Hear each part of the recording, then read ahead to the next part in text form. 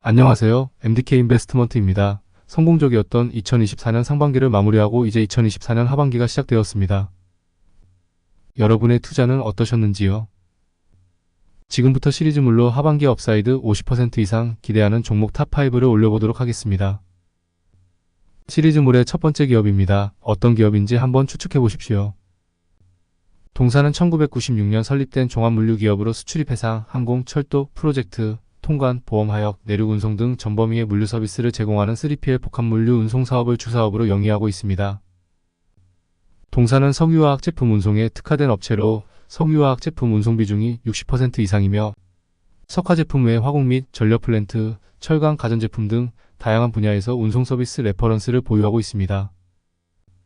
주요 화주기업으로는 롯데케미칼, LG화학, SK종합화학, 효성, 하나, 토탈, 금호석유화학, 하나케미칼 등 석유화학 업체 및 대상홀딩스, GS건설, 포스코대우, 현대엔지니어링, 두산, 삼성전자, 삼성물산, 삼성엔지니어링 등이 있습니다.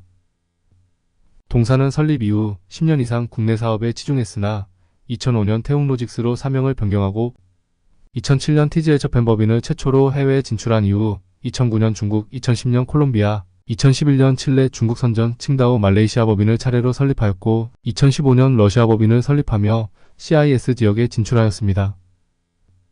동사는 2018년 헝가리 법인에 이어 2019년 2월 우즈벡 타슈켄트의 법인을 설립했으며 2010년대까지는 주로 아시아 및 남미 지역 네트워크 구축에 집중하였다면 2010년대 후반부터는 러시아, CIS 지역으로 사업을 확장하였습니다.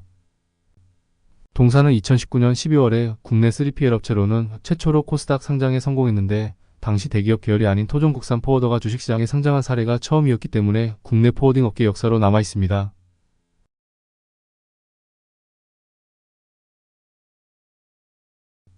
물류 서비스는 크게 1PL, 2PL, 3PL, 4PL로 구분할 수 있습니다. 자사 물류라고도 불리우며 외부 물류업체에 물류 업무를 위탁하지 않고 자사 기업에서 직접 물류 업무를 수행하는 것으로 물류 서비스 중에서 가장 전통적인 형태입니다. 자회사 물류로 불리며 회사에서 발생한 물류 업무를 별도의 물류 계열사 또는 계열사를 통해 수행하는 것을 의미합니다. 통상 그룹사의 물류 담당 부서가 독립하여 자회사가 된 경우가 흔하며 차체 물량을 대량으로 보유하고 있는 글로벌 다국적 기업과 대기업에서 주로 사용하는 시스템입니다. 대표적인 기업으로는 현대차그룹의 현대글로비스, CJ의 CJ대한통운, 롯데그룹의 롯데글로벌로지스 등이 있습니다. 물류만 전문으로 하는 업체를 별도로 고용해 물류 업무를 위탁하는 것을 말하며 화주가 되는 기업은 물류업체에게 재고부터 창고관리, 배송 등 물류 전 부문에 대해 위탁하여 물류 비용을 줄이고 효율성과 전문성을 제고할 수 있습니다. 얼핏 보면 3PL은 2PL과 비슷해 보이지만 자사가 아닌 외부 물류업체에 위탁한다는 차이점이 있습니다. 이는 3PL보다 더 진화한 형태로 3PL 물류의 IT를 접목하고 컨설팅 분야까지 통합관리하는 개념입니다. 물류 서비스를 단순하게 운송과 보관, 하역 업무로 제한하는 것이 아니라 물류의 모든 과정을 컨설팅하며 운영하는 방식입니다.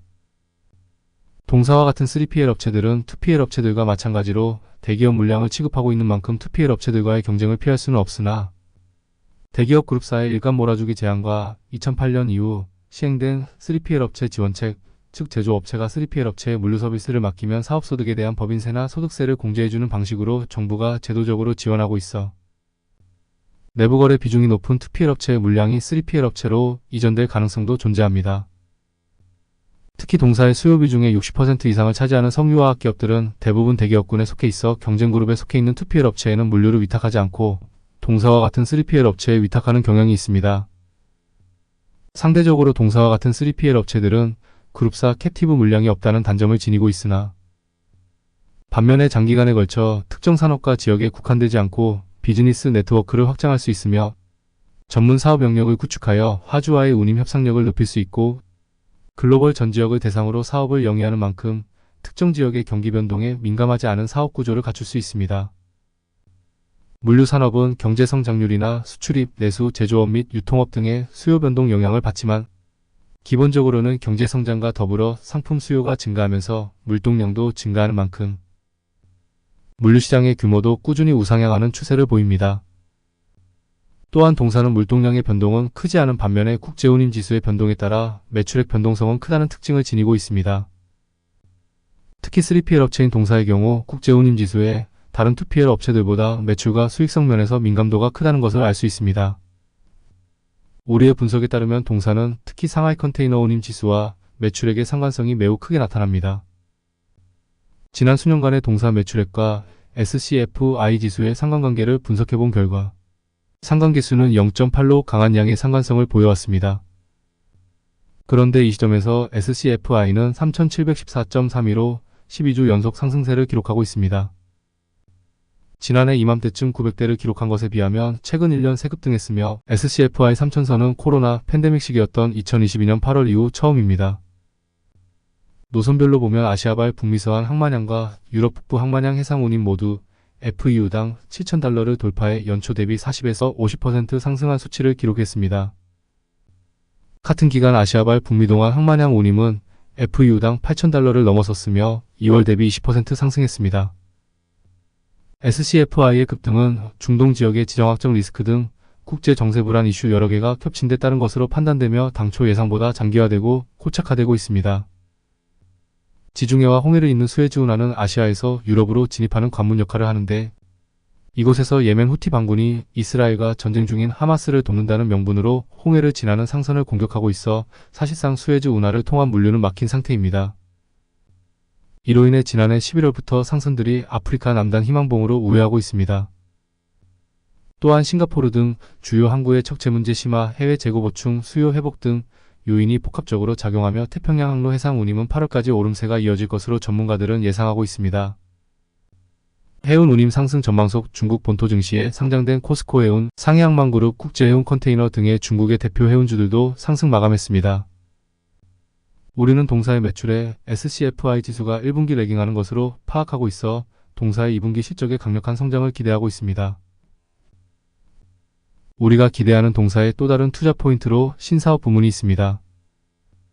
동사는 IPO 이후 공모자금을 활용하여 가장 먼저 ISO 탱크 사업에 투자를 시행하여 2020년 4월 성장 잠재력이 클 것으로 전망되는 ISO 탱크 컨테이너 액상화물 운송 사업을 개시하였습니다. ISO 탱크 초기 보유 대수는 150대로 시작하였으나 이후 2021년 150여 대, 2022년 상반기 200여 대를 추가로 확보했으며 2022년 7월 극동 MES의 ISO 탱크 1000여 대 및 인력을 양수도하여 전체 보유 대수가 1500여 대로 늘어났습니다. 동사는 이에 더해 2023년 9월 유형자산 취득결정 자율공시를 통해 세계 최대 ISO 탱크 제조업체로부터 345억 원 규모의 ISO 탱크 1500기를 도입하겠다고 발표한 바 있습니다. 장비 인도는 2024년 8월에 완료될 계획으로 동사는 5년간 임차한 이후 전량 매수할 계획으로 되어 있습니다. 해당 양수도 결정권으로 동사는 ISO 탱크 보유 대수를 임대 포함 3,500여 대를 확보하게 되면서 국내에서는 대림에 이어 2위, 아시아 12위 규모 ISO 탱크 전문 운영사로 부상하게 되었습니다. ISO 탱크는 국제표준화기구 규격에 맞춰 벌크 액체, 분말, 가스 등의 물질을 운송하기 위해 제작된 특수 컨테이너로 단열재와 내부 식성, 내화학성에 강한 스테인레스 스틸을 소재로 사용하여 만든 원통 형태의 컨테이너입니다.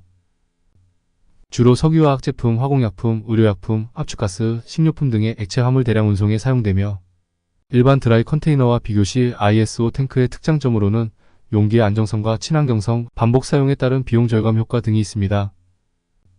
ISO 탱크 시장은 드라이 컨테이너에 비해 상대적으로 시장 규모는 작지만 최근 액화가스 등 수요가 증가한 데다 최근 친환경 트렌드로 인해 2차 전지전해액, LNG, 수소, 암모니아 등에서 액체 화물 수요가 증가하는 추세입니다. 우리는 동사가 ISO 탱크 증가를 기반으로 기존 석유화학 액상화물뿐만 아니라 2차 전지용 전해액, 고순도, 전자급 화물, LNG, 수소 등으로 사업을 확대해 ISO 탱크 사업은 매우 유용한 신성장 동력이 될 것으로 생각합니다. 특히 한국은 아직 글로벌 ISO 탱크 시장 대비 공급 규모가 미미한 만큼 성장 여력이 클 것으로 기대됩니다. 또 다른 성장 동력원으로 2차 전지 물류 사업이 있습니다. 동사는 석유화학 산업에서 확보한 레퍼런스를 통해 신규 사업 아이템으로 포트폴리오를 확대하고 있는데 가장 주목할 만한 사업이 국내 기업의 해외 2차 전지 공장, 투자 시 시설 물류 운송 및 공장 가동 이후 2차 전지 전해액 관련 액체 화물 운송 사업입니다. 동사는 국내 배터리 3사가 진출한 폴란드, 헝가리 등 유럽 지역에서 2차 전지 물류 거점을 확보하고자 2018년 8월 헝가리 법인을 설립하였습니다. 동사는 헝가리 진출 이후 국내 대형 배터리 기업 및 현지에 동반 진출한 협력사의 동유럽 생산설비 구축 관련 시설물류 운송을 진행하며 레퍼런스를 쌓고 있었습니다.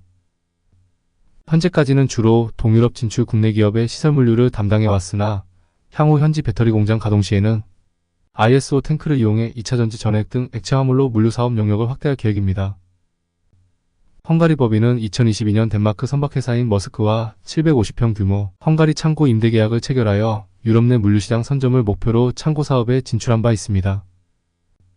창고가 소재한 위치는 헝가리 부다페스트 인근으로 헝가리 부다페스트는 폴란드와 체코, 슬로바키아 등 동유럽 물류시장의 차세대 중심지로 부상하고 있는 지역으로 동사는 헝가리 창고를 동유럽 물류 사업의 거점으로 구축해 현지 네트워크를 강화하고 있습니다. 최근 국내 대기업 계열 2PL 물류 기업들도 유럽 내 2차전지 소재 및 장비의 물류 운송에 관심을 보이고 있는 가운데 동사도 유럽의 물류 거점을 확보하여 유럽 내 2차전지 물류 부문 핵심 밸류체인으로서 수혜가 기대됩니다. 정리하면 동사는 SCFI 운임 상승세 고착화에 따른 실적 상승과 신사업 진출에 따른 성장 동력원을 동시에 갖춘 소위 숫자가 찍히면서 꿈을 보여주는 기업이 될 것으로 생각됩니다. 여러분은 어떻게 보시는지요? 여러분의 성공 투자를 응원합니다. 구독, 좋아요, 알림 설정 부탁드립니다. 감사합니다.